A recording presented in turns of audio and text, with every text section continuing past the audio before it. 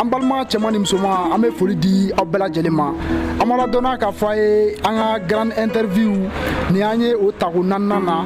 donc o hukumu na an wulila ka se Mali jeune dɔ ma qui s'appelle Idi Bacili donc ni ale ye jeune ye qui est opérateur économique ni an filɛ a ka société yɛrɛ da la ni yan nɔ ni a ka société ni o ye National Service Consulting donc mun bɛ kɛ nin so in kɔnɔna la an bɛna don an bɛ Idi yɛrɛ ɲininka sisan a bɛn'o ɲɛfɔ an ɲɛna ko an balimaw.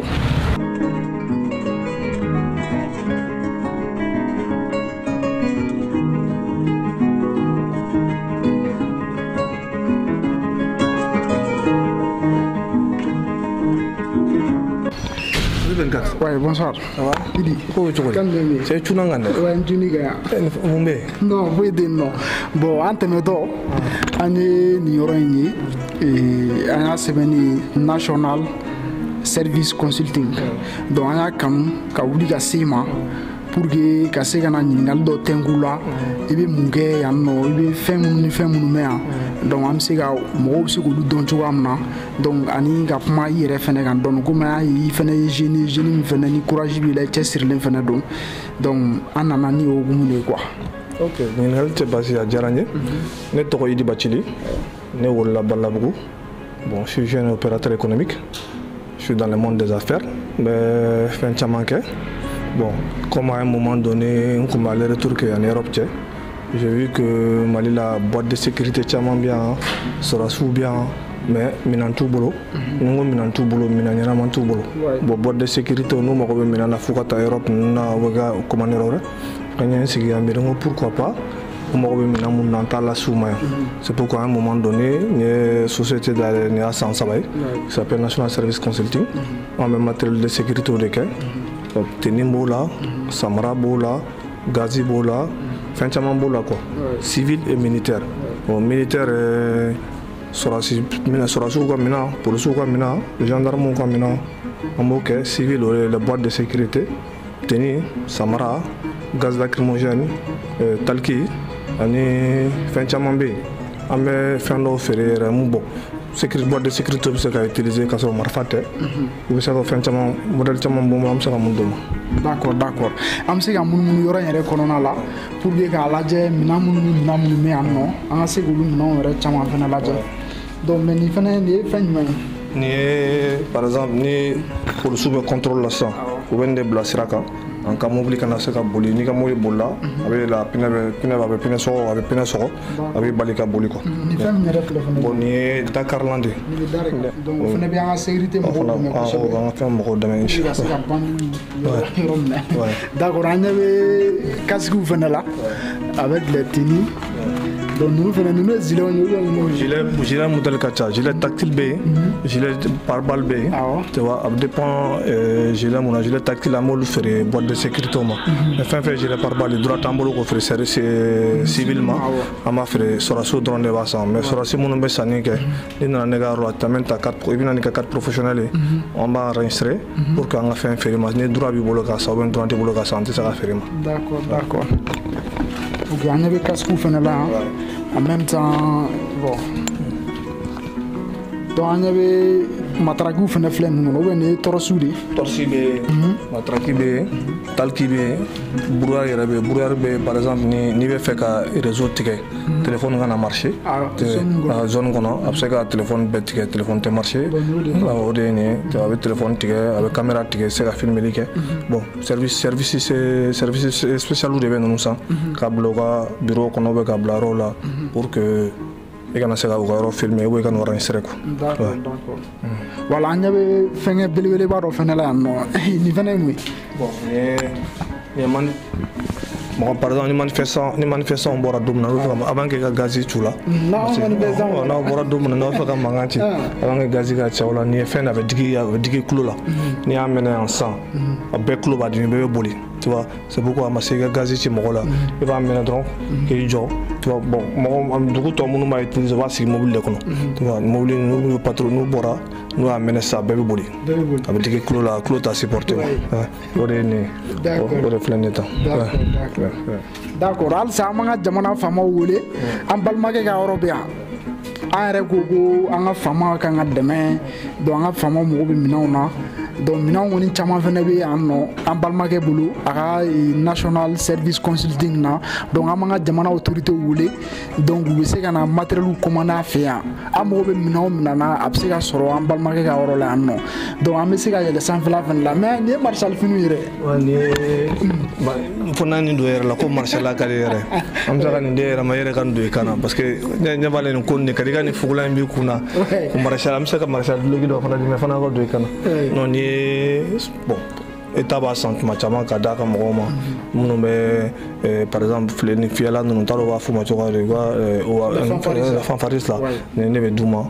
u bɛ nin de dɔn modèle caman bɛ yen pour que u ka baara kɛ n'a ye. d'accord an ne bɛ contre-coup fana la yan yɔrɔ la.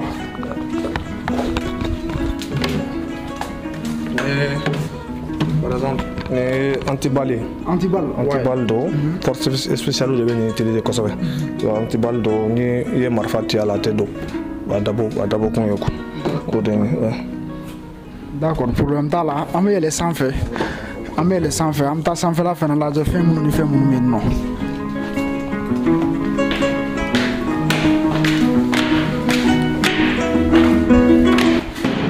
Voilà, an balimaw halisa an ni an balimakɛ bɛ ɲɔgɔn fɛ an kun bɛ dugumala de la mais sisan an yɛlɛnna sanfɛ donc an ɲɛ b'a la minɛn caman bɛ sanfɛla yɛrɛ fɛnɛ la yan an bɛ na an b'a daminɛ donc caméra surveillance bɛ k'an filmer depuis duguma wa. caméra surveillance bɛ k'an surveiller bon nin expo de mɔgɔw ka ye donc caméra surveillance bɛ installé cogoya min na a ka baara ye mun ye.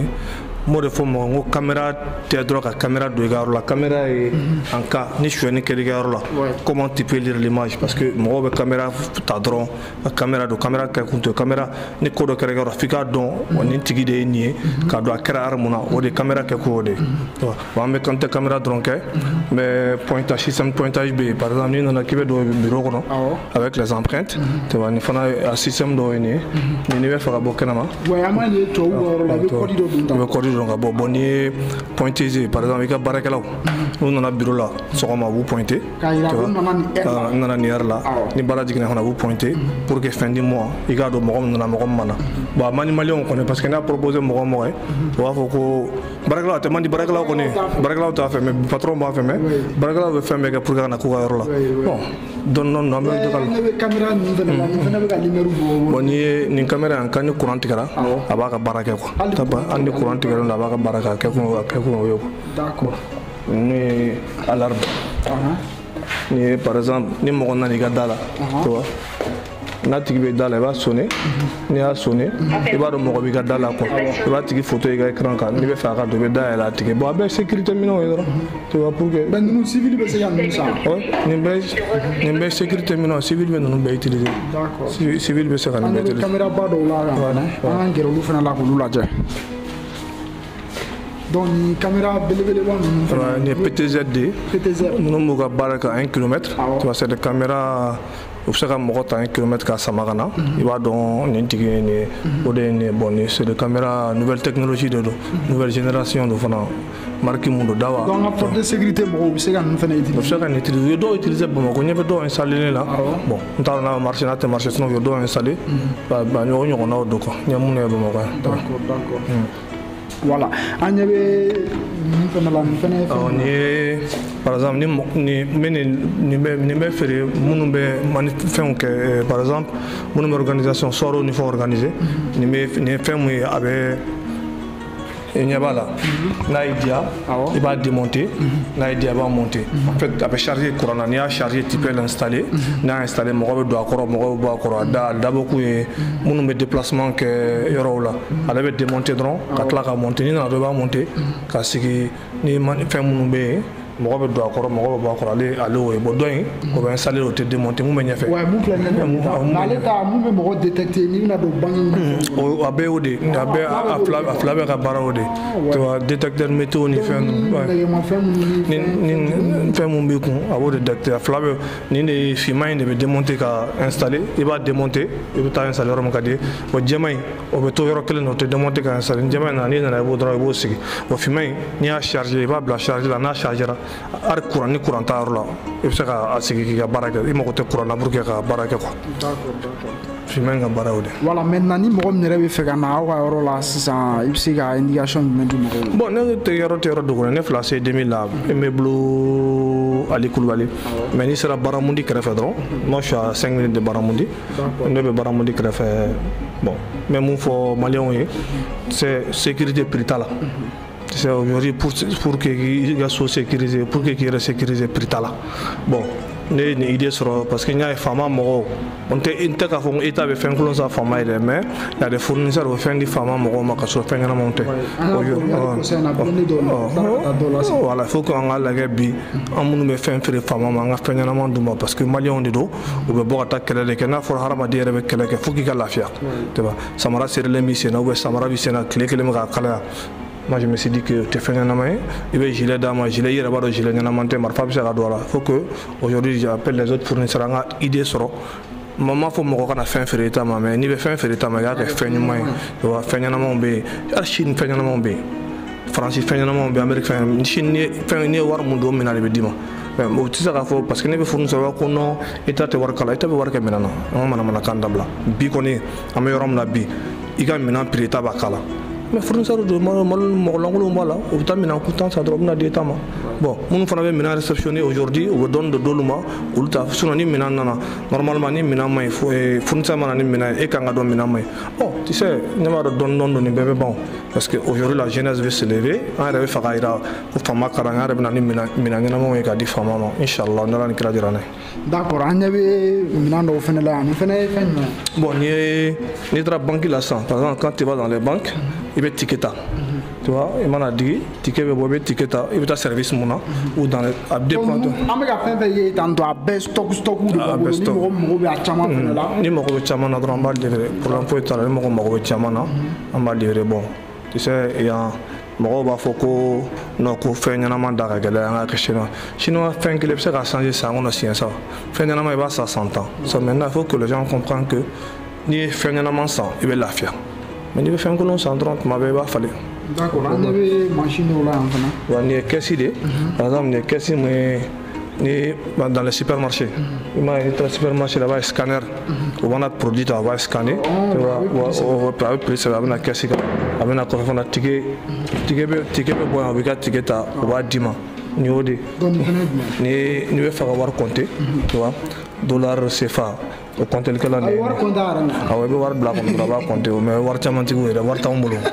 ni watan bla no ta compter fo war chamane ka kibulo pour ka compter ode ni d'accord on avait do fenela duguma ou be am non to non ni série de série mundo emprunté mundo tu vas na ki ga dala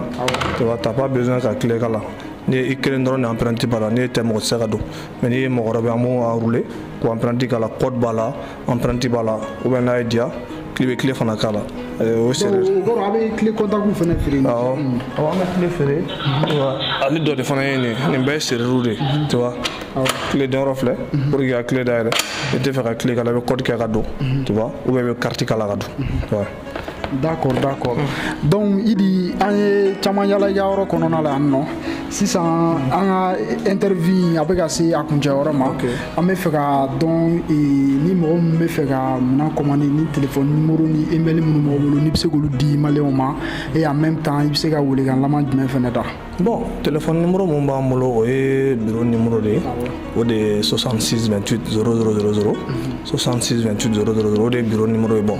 o de ye showroom numéro ye minnu mago b'a la tu vois n y'a f'i ye n ko an bɛ civil kɛ an bɛ état fana parce que ni n ko civil o ye les boîtes de sécurité caman bɛ na an fɛ yan les mines je travaille avec les mines parce que n bɛ marque dɔ kɛ ko marque tɔgɔ delta olu bɛ chaussée de mines de kɛ tu vois n bɛ marque dɔ kɛ o sɔrɔ c'est marqué o tɔgɔ vogel o ye sɔrɔsiw ye sɔrɔ parce que n ko sɔrɔsi caman bɛ na fɛn san u yɛrɛ ye yan u yɛrɛ ka warijɛ la ka sɔrɔ i ta ma san u bɛ samara san u bɛ gilet san u bɛ tenue san u bɛna san bon n y'a fɔ cogoya min na jamana in bɛ jɔ tan de koyi fo ko sɔrɔsiw fana k'u ka minɛnw sɔrɔ civil k'u ka minɛnw sɔrɔ parce que n y'a f'i ye sisan ko sécurité prix t'a la ni prix tɛ se sécurité la kɔni i mana fɛn fɛn kɛ sécurité la prix t'a la o yɔrɔ de don bon bureau showroom yɛrɛ n y'a f'i ye a bɛ Ali Koulibaly ka immeuble la mais n'i tɛmɛna Baramundi la dɔrɔn à droite yani ka se impôt ma ne ka yɔrɔ bɛ yen. D'accord. Kumakan laban. Bon kumakan laban ne kɔni bɛ yan n bɛ foli lase n balimaw bɛɛ ma ka foli lase e yɛrɛ Kati 24 ma ka faut laisser Fama au moins. Parce qu'aujourd'hui, Fama, ni amené bien, ça fait 3 ans. C'est grâce au Fama parce que Fama, tu as même ça n'est qu'un débouleur. Ah, tu as dit que fin d'achat, mais fin du monde. Fama, tu vois, je travaille un peu avec ECAP, armée française, tu vois, le militaire d'Espagne, et le Fonabena. On est même fait que le Tchamama. Je peux dire qu'Alhamdoulilah. D'accord, d'accord. Il dit à mi yɛrɛ fo kosɛbɛ donc il y a un rituali min kɛ pour que ka se ka doni détail ninnu na k'u d'a ma mais halisa an bɛ an ka jamana autorité wele pour que minɛn minnu bɛ yan donc n'u bɛ minɛnw commandé u bɛ se ka na yan cogoya min na matériel ɲɛnɛmaw bɛ se ka sɔrɔ cogoya min na en même temps minnu fana bɛ yen nɔ ni u mago bɛ nin minɛn minnu na yan nɔ u bɛ se ka wuli ka se yan fana parce que c'est malien quoi donc an yɛrɛ damaw de don bon surtout e yɛrɛ fana jeune ye vous êtes engagé vous êtes dynamique donc o hukumu kɔnɔna don donc an bɛ malien bɛɛ lajɛlen fo ni mun y'an ka grande interview ta ko naaninan ye an wulila ka se service consulting voilà national service consulting donc an balimakɛ Idi Bacili a un reçoit donc a yɛrɛ minɛn ninnu ye sisan donc an bɛ bi ta bila yan nɔ an bɛ bɛɛ lajɛlen fo an b'a fɔ Ala k'an bɛn a ɲɔgɔnna wɛrɛ ma wa salam.